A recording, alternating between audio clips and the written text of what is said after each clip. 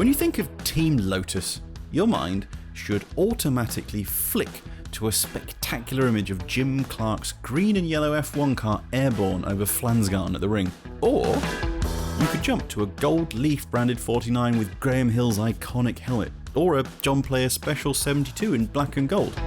One thing is for sure, and that is that Lotus has produced some of the most iconic, innovative, fast and legendary racing cars of all time. And not just in one category. Lotus has won in F1, F2, F3, IndyCar, rallying, saloons, sports cars. If anything, it's easier to list the championships that Colin Chapman's team didn't race in at any point. Today, we shall attempt to pick out just a few of the greatest of those machines. And of course, that means that some will be left at the wayside. If you do enjoy this video, then please don't forget to give it a like and subscribe to the channel and hit that bell icon to make sure you see everything from Goodwood Road and Racing.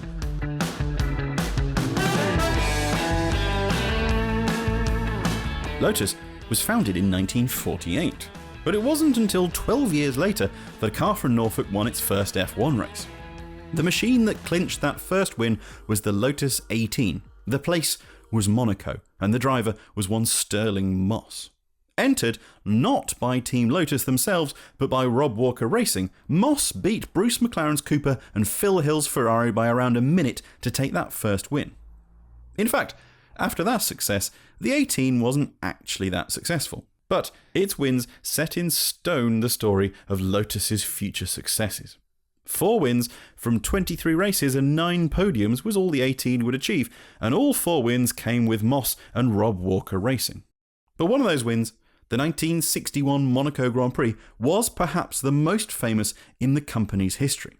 The day that Stirl held off the faster Ferraris in his British-built Lotus. The 18 was never faster than its competitors over a full season, but with Chapman's philosophy of simplify and add lightness ringing through the design, on the right track, its small, nimble nature and super stiff space frame chassis made it unbeatable.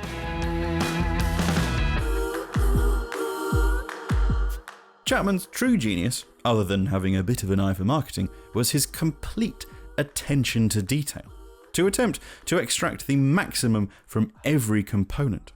That philosophy led to the Lotus 25 and the ditching of its predecessor's space frames in favour of a monocoque construction. It might come as a surprise that this was not actually the first monocoque in motorsport, but it was the first in Formula 1. And with the genius of Clark behind the wheel, it was unstoppable in 1963, winning 7 of 10 races. The revolutionary monocoque was actually little more than a pair of D-shaped alloy box sections with fuel bags either side of the driver connected by transverse bulkheads. The whole bathtub, as the chassis was nicknamed, weighed just half of what a contemporary space frame would, but was 3 times stiffer.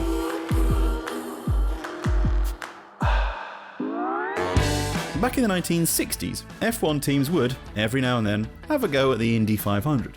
Few were successful. Actually, none were successful. That is, until Lotus turned up in 1965 with the 38. All Indy cars at the time were front-engined roadsters relying on big, heavy engines up front to propel the drivers round the banked curves of Indy at super high speeds. In 1963 and 1964, Chapman's squad had a go at Indy, taking some barely adapted F1 cars and running well in the top order, but never quite clinching that victory. In 1965, Lotus took it all a bit more seriously. The 38 was a clean sheet design from Len Terry, incorporating a full tub monocoque and a fully enclosed aluminium cockpit. With a distinctive offset chassis to cope with the rigours of an oval and asymmetric suspension, the 38 was a properly purpose-built IndyCar. Power came from a Ford V8, which pinged up to 9,000 RPM to produce a heady 500 horsepower sent through its 2-speed ZF gearbox. The 38 was significantly bigger than any F1 car Lotus had made before, but was still dwarfed by the big American front-engined cars. No matter, Clark led 190 of the 200 laps in 1965, set a new race record speed of 150.868 miles an hour, and won with ease, making Clark the first non-American to win since 1916.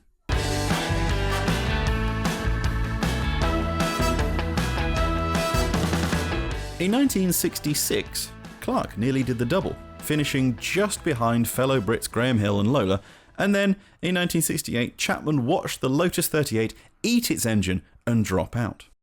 After the 38 left the scene, Chapman watched the STP Paxton turbo car lead most of the race, and he had an idea. The result of that idea and a new partnership with STP was the Lotus 56, possibly one of the most extraordinary racing cars of all time. The purest of pure wedges, the exterior, while amazing, is far from the most incredible thing about the 56. Rather than a Ford V8, the driver now sat in front of a Pratt & Whitney ST6 turbine, more commonly found in small turboprop planes. There was also an all-wheel drive system from a company that normally made tractors, and some sophisticated suspension to deal with the completely different riggers placed on it. Still reeling from the loss of Clark earlier in the year, Lotus suffered more tragedy in practice when his replacement Mike Spence died in a crash. Pulling itself back together, Lotus did manage to field 3 56s in the big race, led by Graham Hill. Both Hill and teammate Joe Leonard set record times in qualifying, both smashing through the 170 mph barrier, a 10 mph uplift on the speed the 38 had set in qualifying just 3 years earlier. Come race day, all 3 cars suffered issues. Hill lost a wheel and crashed, and the other 2 cars suffered fuel problems and also dropped out. Sadly, that was the end of the 56. So spooked were the organisers by the pace of turbine cars, they, alongside four-wheel drive systems, were banned almost immediately. The 56 might not have won anything in its history, but it deserves to be here for 2 reasons. Firstly, sheer ingenuity, and secondly, because if you look at it and you squint a bit, you can clearly see it was the genesis of something special. The 56 may have gone the way of the dodo, but the wedge was definitely not dead. First off, Chapman tried running a pretty much unchanged version of the 56 as the 56B, but that winged wonder was the opposite of successful. In 1970, the wedge part of the 56's design returned, but this time at the centre of Chapman and Lotus's greatest design of all time, the 72. The 72 would go on to be the car that solidified Lotus as the team to beat well into the 1970s. It was also immortalised with a pair of iconic liveries, first gold leaf and then more famously from John Player's Special. The 72 was ingenious. The radiators were moved to the side of the car, allowing better aerodynamics. It featured inboard brakes and an overhead air intake. Altogether, this allowed the 72 to be aerodynamically superior to any of its more traditional competitors.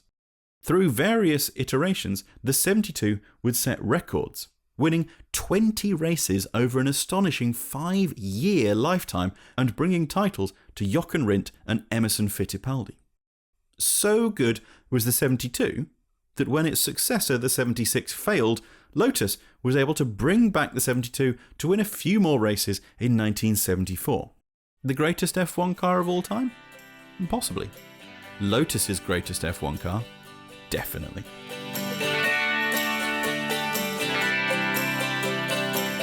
After the revolutions of the 72 and 38, Chapman and aerodynamicist Peter Wright went chasing another one.